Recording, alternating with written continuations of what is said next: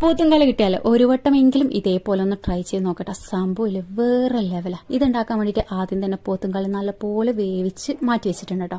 പോത്തുംകാല് വേവിക്കുന്ന time അതിലേക്ക് ആവശ്യത്തിന് കുരുമുളക് പൊടിയും, മെയിനായിട്ട് ഇതിൽ കൂടുതൽ ചേർത്തിട്ടുള്ള കുരുമുളക് പൊടി കേട്ടോ. പിന്നെ ചെറിയ ജീരകവും വലിയ ജീരകം ആവശ്യത്തിന് ഉപ്പിട്ട് നല്ലപോലെ വേവിച്ചെടുക്കണം കേട്ടോ.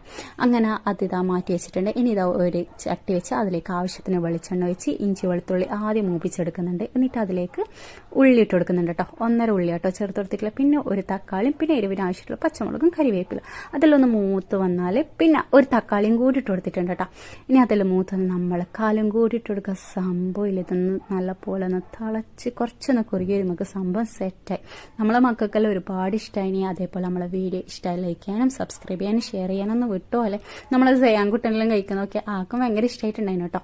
എല്ലാവരും ഇതേപോലെ ഒന്ന് ട്രൈ ചെയ്ത് നോക്കിയിട്ട് അതിൻ്റെ ഫീഡ്ബാക്കും കൂടി പറയാം കേട്ടോ.